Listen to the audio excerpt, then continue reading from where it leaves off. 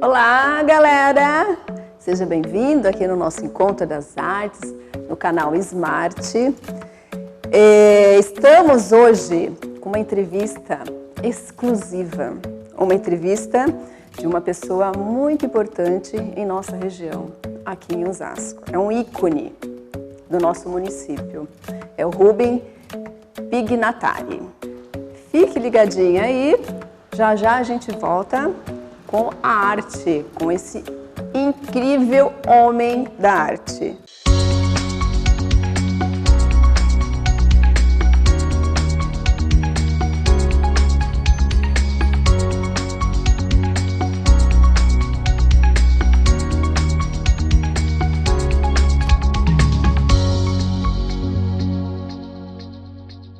Estamos aqui com o Rubem Pignatari, uma pessoa excelente, uma pessoa dinâmica, uma pessoa super importante em nossa região, aqui em Osasco.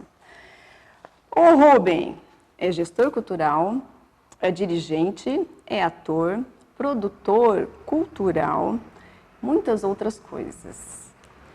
Não vou conseguir falar muito do Rubem, porque a gente tem pouco tempo aqui. Mas ele irá falar um pouco mais da sua trajetória. Para todos nós aqui, Rubem. A minha trajetória? Sim. Então, sei que é muito grande. É extensa. Quanto mais você vive, quanto mais você não abandona a sua atividade, ela vai se tornando mais quilométrica, né, ao longo do tempo. Né? Mas é simples. Eu tive um início com relação às artes em 1965, na Igreja Imaculada Conceição, que fica logo ali no quilômetro 18 da cidade de Osasco.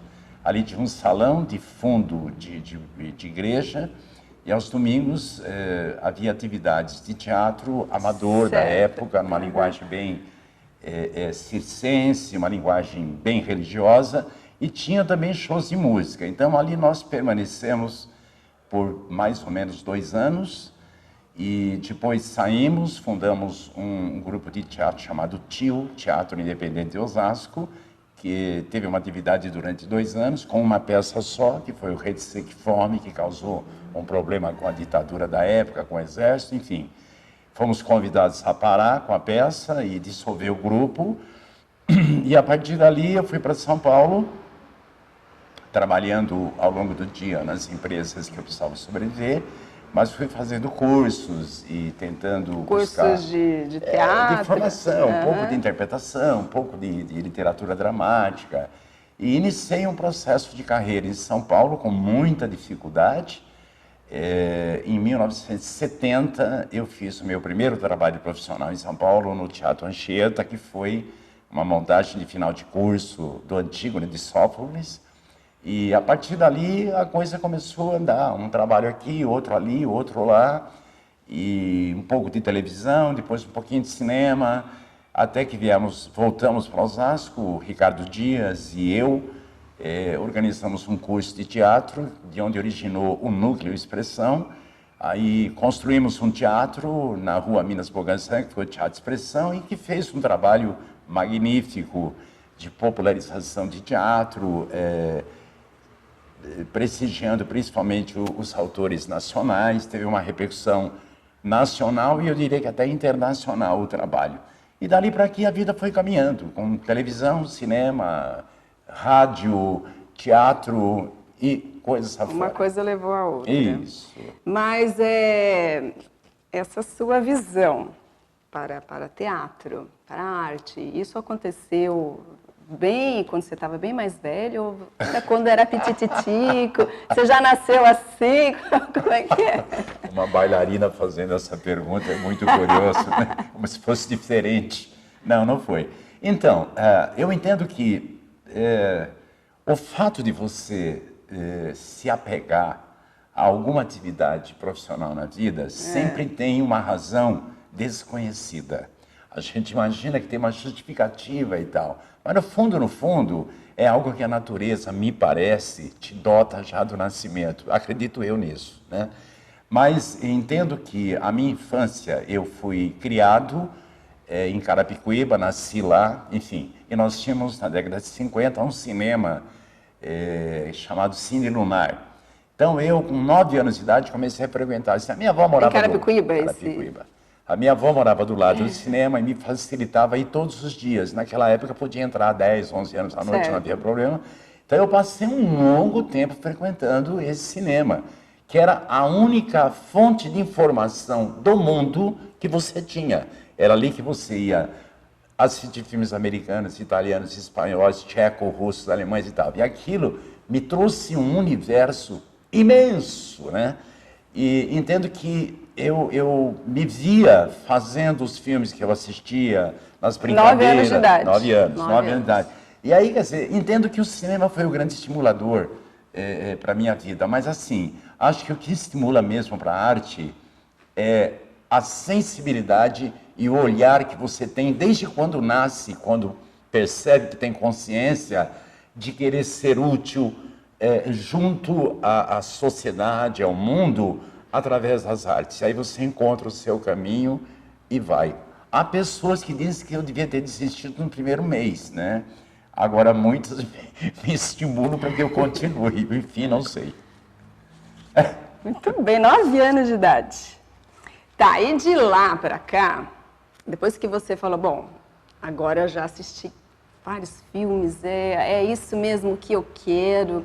Quais foram as dificuldades, né, que cercam o artista como um todo? Não só para você, mas assim, para todos os artistas do nosso Brasil, digamos assim. É verdade. Bom, se você for fazer um parâmetro entre o mundo de hoje, o mundo de hoje que eu digo é na questão da tecnologia, das oportunidades maiores, dos equipamentos que você tem para dança, para teatro, para cinema, para televisão. Hoje você tem uma possibilidade ampla de iniciar uma carreira já escolhendo uma escola profissionalizante, fazendo o teu curso, saindo dali já procurando emprego. E tem. Na década de 50, meu Deus, o cinema nacional ainda estava encaminhando, né? Estava encaminhando para alguma coisa. Depois veio a Vera Cruz e tal. Então, fazer cinema era impossível. Era quase impossível. Televisão, você tinha a TV Tupi, que iniciou na década de 50, no final, você não tinha mercado de trabalho. E teatro, então, muito menos ainda. Então, as dificuldades eram imensas para você iniciar um processo, iniciar uma carreira.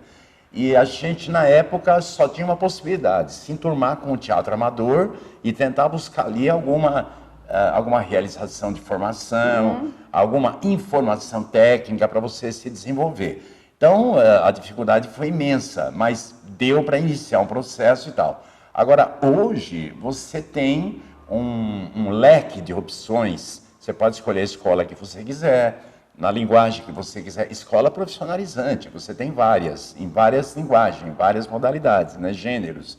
Você tem 4 ou 5 canais de televisão que você pode tentar fazer uma carreira. Certo. Você tem teatros. São Paulo tem hoje cerca de 200 salas de espetáculos, né? Você tem grupos espalhados pela capital e grande São Paulo e até interior à vontade. Então, hoje você tem um pouco mais de facilidade para iniciar uma carreira. Agora, iniciar uma carreira estará também, por outro lado, apenas iniciando a dificuldade que você vai ter que ter na vida e vai ter para tentar sobreviver enquanto fazedora de arte. Mas naquela época, quando você começou, também o povo não via muito o teatro como uma arte, né? Hoje, como que você vê isso? Porque você falou que hoje tem várias oportunidades para os profissionais, para atores de teatro, porque são amplos. Naquela época, entre aquela época e hoje, o que mudou assim que você viu que abriu portas e vários teatros agora, atores imensos? Como que você vê isso, comparando lá atrás e hoje? Então, com a implantação... Digamos a nossa cultura, né? Entendi. Com a implantação e a inovação dos meios de comunicação, a gente percebe hoje que você soma isso, a dificuldade que a pessoa tem para sair de casa hoje a partir de um determinado horário. A gente vive um momento de grande preocupação com a violência. A violência está na porta de casa. Ainda recentemente a gente observou na própria família situações muito ruins nesse aspecto, mas tudo bem, está superado. Então, assim, a pessoa hoje, ela tem uma televisão grande, 50 polegadas, ela tem assinatura de canais, são 200 e poucos canais, ela tem o conforto da casa, tem o sofá, tem o cachorrinho que dorme do lado no sofá, quentinho. Você está a 10 metros, quando muito, de uma geladeira para te suprir de necessidades de fome e sede. Você tem a segurança da tua casa, você tem telefones celulares e fixo, e você tem a família ali agregada. Por que razão você vai ser estimulada para pegar o seu carro e sair 8 horas da noite para ir até um teatro ou um cinema e correr os riscos que estão aí na manchete todo dia? Não vai. E com isso, há um afastamento de público. E com isso, a falta de estímulo. Você vai falar já após o nosso intervalo. Ok. Ok? Já a gente volta.